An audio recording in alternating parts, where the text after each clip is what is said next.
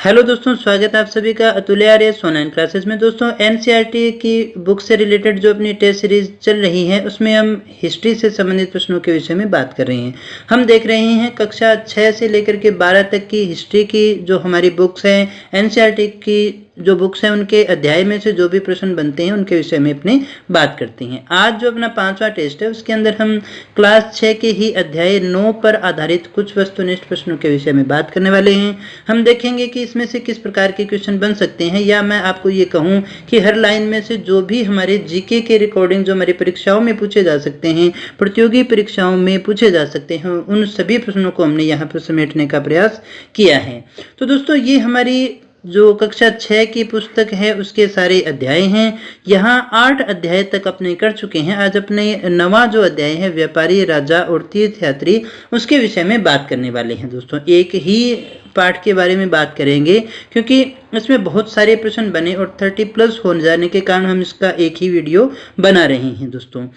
और दोस्तों ये नाम जैसा है व्यापारी, राजा और तीर्थयात्री, उस पे मत जाइएगा, लेकिन इसके अंदर बहुत अच्छे अच्छे प्रश्न बनते हैं। बहुत ही शानदार क्वेश्चन है जो किसी भी प्रतियोगी परीक्षा के लिए बहुत ज़्यादा इंपॉर्टेंट हो सकते हैं। तो वीडियो को पूरा देखिएगा और अच्छे से इन प्रश्नों को एंजॉय कीजिएगा, क्योंकि यहाँ पर आपको बहुत कुछ सीखने को मिलेगा, बहुत सी नई नई बातें आपको जानने को मिलने वाली है। तो चलिएगा शुरू करते हैं। आज का जो हमारा जो टेस्ट है उसमें अध्याय 9 से संबंधित अपने बात करने वाले हैं। पाठ का नाम है व्यापारी, राजा और तीर्थयात्री। और इसका जो हमारा पहला प्रश्न है उसकी बात करें तो पहला जो हमारा प्रश्न है, रोमन साम्राज्य में काले सोने के नाम से किसे बुलाते थे? यानी काले सोने के नाम से हम किसे बुलाया करते थे, किसे कहते थे? अफीम को कहते थे, काली मिर्च को कहते थे, कोयला को कहते थे, या फिर ब्लैक गोल्ड को कहते थे? दोस्तों रोमन साम्राज्य में काला सोना किसे कहा जाता था? दोस्तों ये भारत से संबंधित है, भारत से यहाँ पर भेजा जाता था। तो दोस्तों इसका जो सही आंसर है वो है हमारा नंबर 2, काली मिर्च है। दोस्तों काली मिर्च की यहाँ पर व्यापारियों के द्वारा और रोम के द्वारा बहुत ज़्यादा डिमांड हो गई थी, इसीलिए इसे वहाँ पर जो है काले सोने के नाम से जाना जाता था। अगले प्रश्न की बात करें तो देखिएगा दूसरा जो हमारा प्रश्न है, सोना, मसाले, काली मिर्च कीमती पत्थरों के लिए प्रसिद्ध था। भारत का कौन सा भाग जो है इसके लिए जाना जाता था? उत्तरी भारत था, पूर्वोत्तर भारत था, दक्षिणी भारत था, या फिर मध्य भारत था? कौन सा भारत उसका भाग था दोस्तों जो कि जाना जाता है सोने के लिए, मसाले के लिए, काली मिर्च के लिए और कीमती पत्थर के लिए? दोस्तों सही आंसर है हमारा वो है नंबर 3, दक्षिणी भारत जो है वो इसके लिए जाना जाता था, क्योंकि यहाँ पर ये काफ़ी ज़्यादा होते थे। बात करें अगले प्रश्न की तो तीसरा जो हमारा प्रश्न है, मूवेंदर शब्द पे ध्यान दीजिएगा। कौन सा है मूवेंदर? ये जो शब्द है जिसका उल्लेख संगम कविताओं में भी किया गया है, इसका प्रयोग होता है किसके लिए? इसका प्रयोग किया जाता था 3 देवताओं के लिए, 3 मुखियाओं के लिए और 3 मसालों के लिए, या फिर 3 कलाओं के लिए? किसके लिए किया जाता था दोस्तों? मूवेंदर जो शब्द है वो उसका उपयोग किसके लिए होता था? तो सही आंसर चेक कर लीजिएगा। अगर आपने अध्याय अच्छे से पढ़ा होगा तभी इन प्रश्नों को आप हल कर पाएंगे।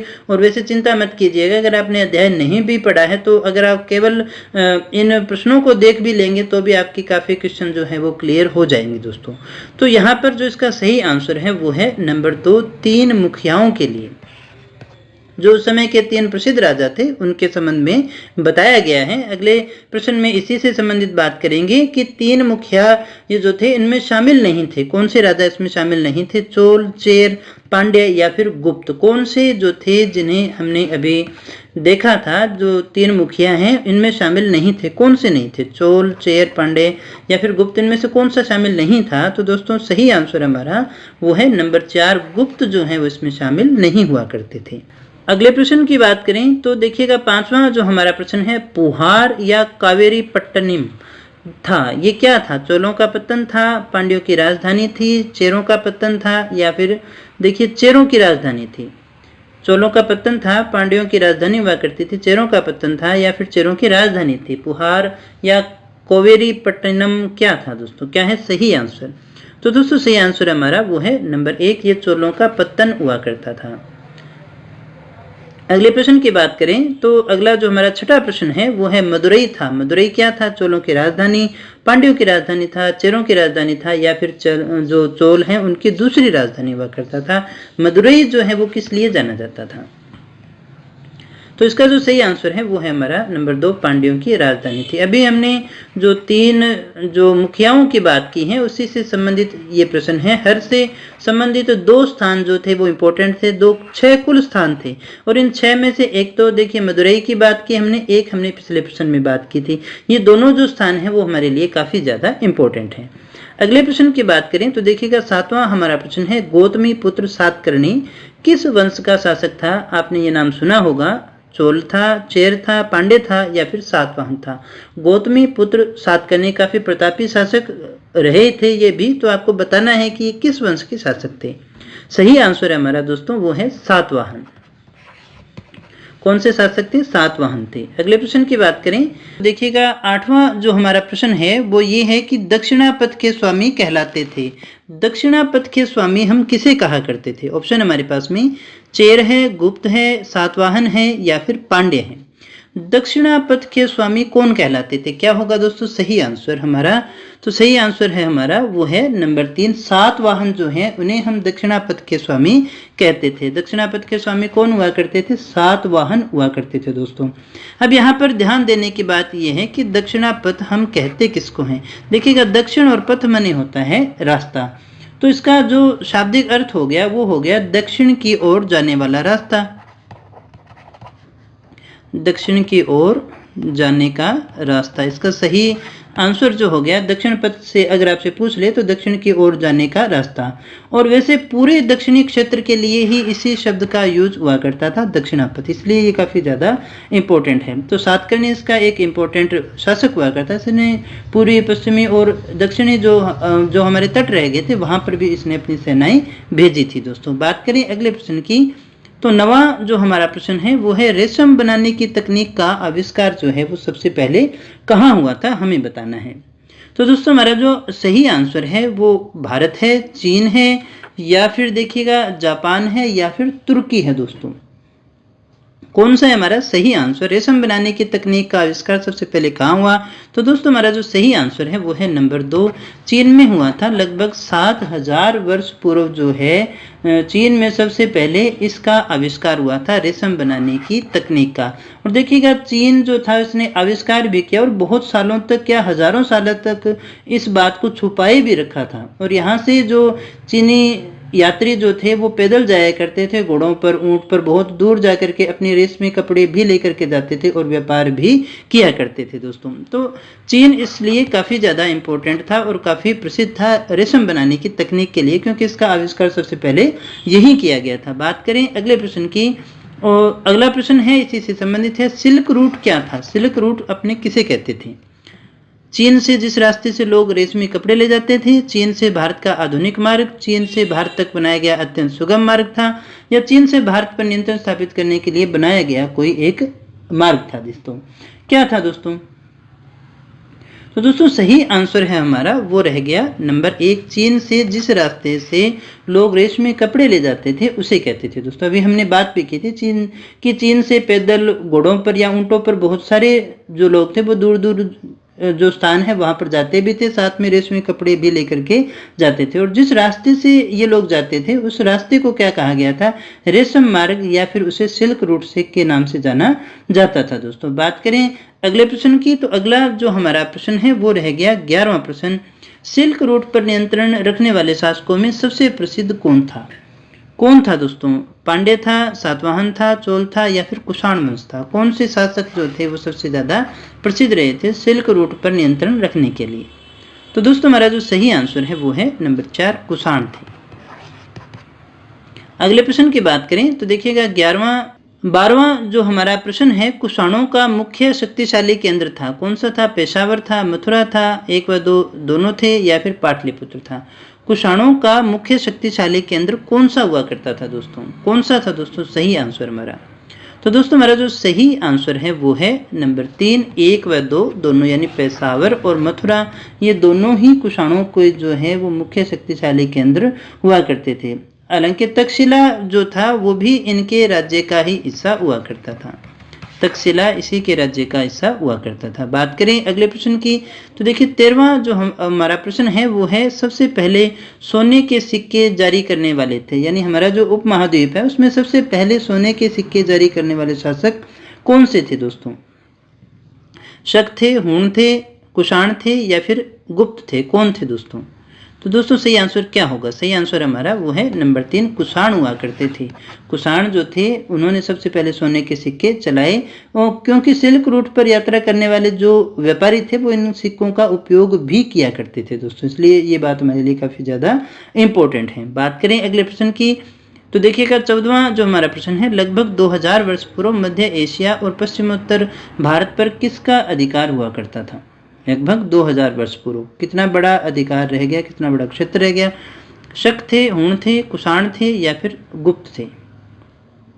तो दोस्तों हमारा जो सही आंसर है वो है कुषाण जो थे वो 2000 वर्ष पहले पूर्व मध्य एशिया और पश्चिमोत्तर भारत पर अधिकार था इनका। अगले प्रश्न की बात करें, देखिएगा 15वां हमारा प्रश्न है, कनिष्क किस वंश का शासक था? हमें बताना है कनिष्क जो थे वो किस वंश के शासक थे?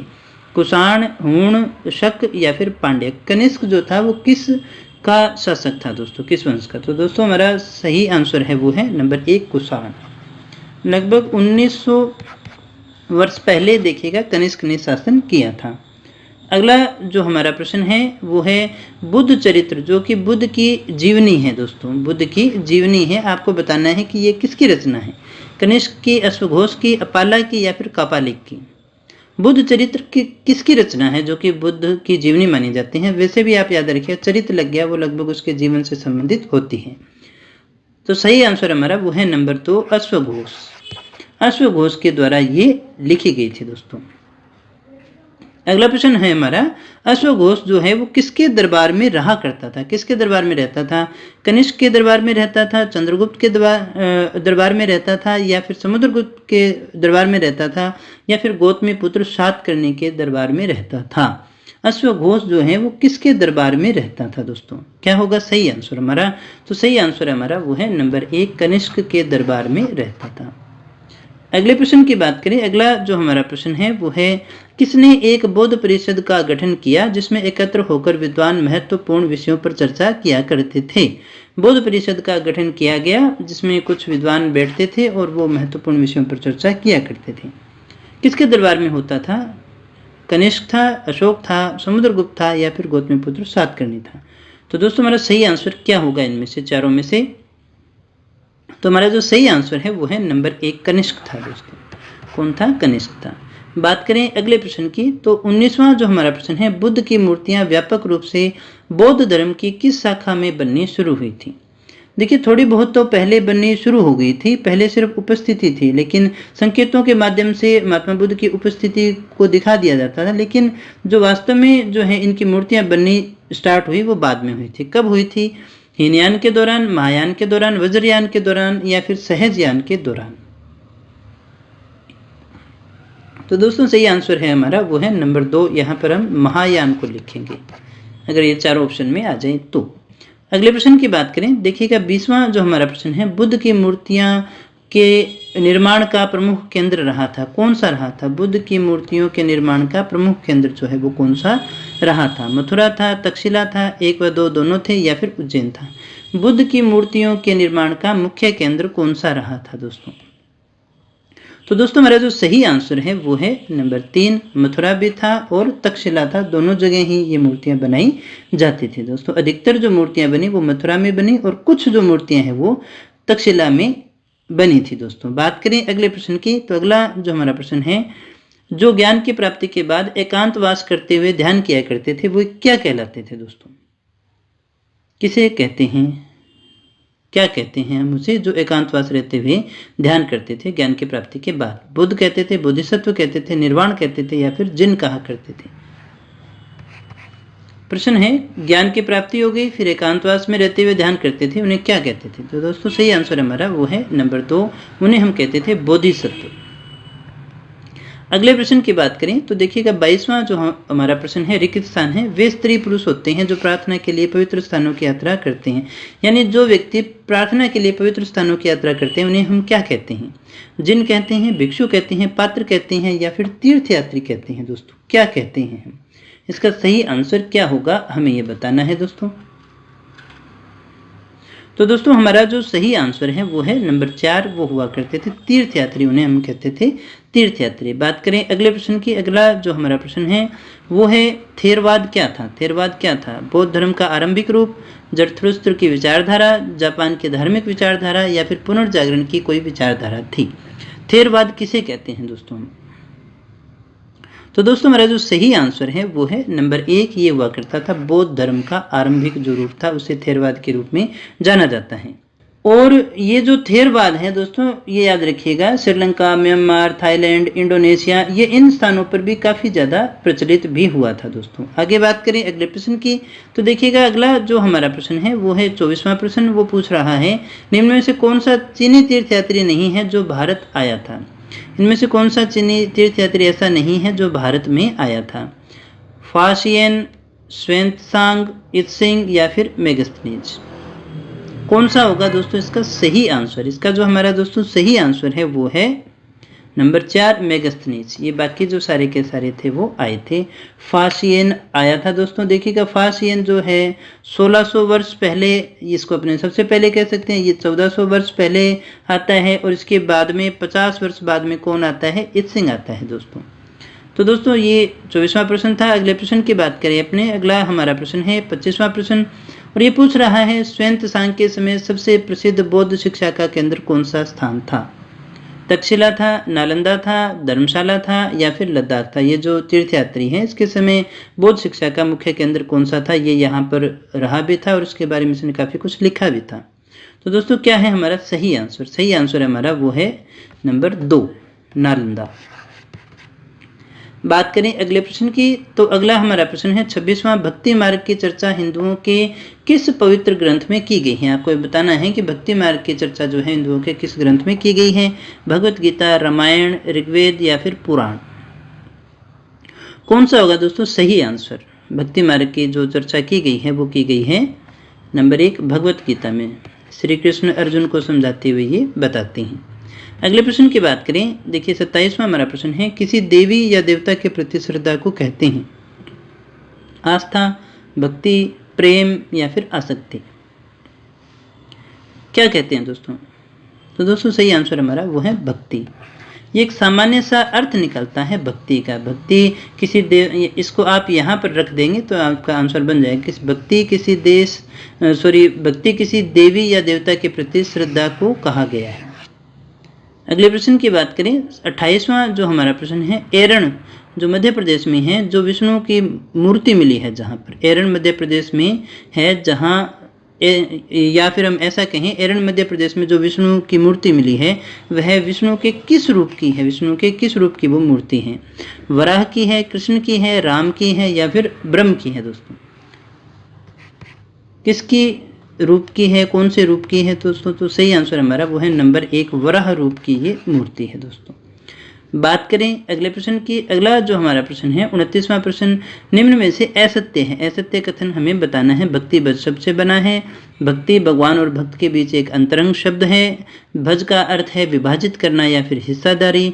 भक्ति के जनक बुद्ध को माना गया है। दोस्तों इनमें से असत्य कथन कौन सा है हमें बताना है चारों में से। आई होप आपने चारों ऑप्शन जो है अच्छे से पढ़ लिए होंगे। चेक कर लीजिएगा आंसर अपना, वो है नंबर 4, बुद्ध को भक्ति का जनक नहीं माना जाता है दोस्तों। बात करें अगले प्रश्न की, तो देखिएगा 30वां हमारा प्रश्न है, बेथलहेम जो स्थान है वहाँ पर किसका जन्म हुआ था? जरथुस्त्र का, मोहम्मद साहब का, ईसा मसीह का या फिर हवेनसांग का? किसका जन्म हुआ था दोस्तों? तो दोस्तों मेरा सही आंसर क्या है? वो है नंबर 3, ईसा मसीह का जो जन्म है वो बेथलहेम में हुआ था। अगले प्रश्न की बात करें, देखिएगा 31वां जो हमारा प्रश्न है, सीरियाई ईसाई किसे कहते हैं? ईसाई धर्म के प्रचारकों को, वे ईसाई जो चर्च में ही रहते हैं और पूजा करते हैं, ईसाई धर्म के प्रारंभिक अनुयायी या फिर केरल के ईसाई जो पश्चिमी एशिया से आए और जो विश्व के सबसे पुराने ईसाइयों में से एक हैं, ऐसा माना जाता है। क्या होगा दोस्तों सही आंसर? हमारा सही आंसर है वो है नंबर 4, केरल के ईसाई जो पश्चिमी एशिया से आए और विश्व के सबसे पुराने ईसाइयों में से एक माने जाते हैं। 32वें प्रश्न की बात करें, निर्वाण प्राप्ति को किस वृक्ष की मूर्ति द्वारा दर्शाया जाता था? नीम, पीपल, बोधि वृक्ष या फिर अशोक? दोस्तों क्या होगा हमारा सही आंसर? तो दोस्तों हमारा जो सही आंसर है वो है नंबर 2, पीपल। पीपल के वृक्ष के नीचे दर्शाया जाता था। बात करें अगले प्रश्न की तो 33वां जो हमारा प्रश्न है वो है निम्न में से असत्य है। रेशम बनाने की कला 7000 वर्ष पूर्व, चोल चेर पांड्य 2300 वर्ष पूर्व, कनिष्क लगभग 1900 वर्ष पूर्व, फासियन का आगमन हुआ था 1400 वर्ष पूर्व। हमें बताना है इनमें से असत्य कथन कौन सा है। आई होप आपने सारे ऑप्शन अच्छे से पढ़ लिए होंगे। तो सही आंसर हमारा वो है नंबर 4। अभी हमने बात भी की थी इसके विषय में। ये 1400 वर्ष पूर्व नहीं आया था। तो कब आया था दोस्तों? ये आया था 1600 वर्ष पूर्व। तो फिर 1400 वर्ष पूर्व कौन आया? वो आया था ष्वेंतसांग। ये बात आपको याद रखनी है अच्छे से। अगले प्रश्न की बात करें तो 34वां हमारा प्रश्न है वह चीनी यात्री जिसे तूफान में फंसने के कारण अपना सारा माल जो है समुद्र में फेंकना पड़ा, लेकिन फिर भी उसने पांडुलिपियां और बुद्ध की मूर्तियों को नहीं फेंका था। कौन था? फासियन, ष्वेंतसांग या ह्वेनसांग या फिर इत्सिंग? कौन था दोस्तों? तो दोस्तों हमारा जो सही आंसर है वो इनमें से ही होगा, इन चारों में से, और वो है नंबर 1 फासियन था। कौन था वो? फासियन था। वापस लौटते समय की ये बात है। अगले प्रश्न की बात करें तो देखिएगा 35वां जो हमारा प्रश्न है वो है चीनी यात्री, ऐसा चीनी यात्री या वो चीनी यात्री जिसने बुद्ध की सोने चांदी चंदन की मूर्तियां 600 पांडुलिपियां एकत्रित की, इतना सारा इकट्ठा किया सामान, लेकिन जब वो वापस लौट रहा था तो सिंधु नदी पार करते समय 50 पांडुलिपियां उसकी खो गई और उसने शेष जो अपना जीवन था इन्हीं पांडुलिपियों का संस्कृत से चीनी अनुवाद करने में बिता दिया। तो वो चीनी यात्री कौन सा था? फासियन था, ष्वेंतसांग था, ह्वेनसांग था या फिर इत्सिंग था? को बताना है इनमें से सही ऑप्शन।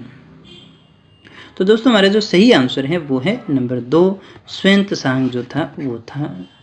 तो ष्वेंतसांग वो चीनी यात्री था जिसने बुद्ध की सोने चांदी की मूर्तियां इकट्ठी की, पांडुलिपियां भी ले गया, लेकिन वो सारी को ले जा नहीं पाया था दोस्तों। समर्पण इतना रहा कि वो उनका अनुवाद ही करता रहा था जीवन भर।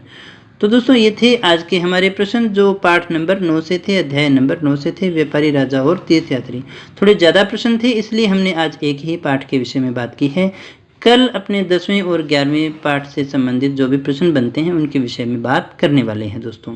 तो दोस्तों अगर आपको वीडियो अच्छा लगा हो तो इसे लाइक कर देना, दोस्तों के साथ में शेयर करना मत भूलना, क्योंकि ज्ञान बांटने से बढ़ता है। और अगर आप चैनल पे पहली बार आए हो तो चैनल को सब्सक्राइब कर लेना, अगर अभी तक नहीं किया है तो भी कर लेना, क्योंकि इस तरह के क्वालिटी एजुकेशन वीडियो केवल आपको यहीं पर मिलने वाले हैं दोस्तों। तो दोस्तों मिलते हैं कल फिर कुछ नए प्रश्नों के साथ और कुछ नई जानकारी के साथ। तब तक बने रहिए हमारे साथ। Thank you very much.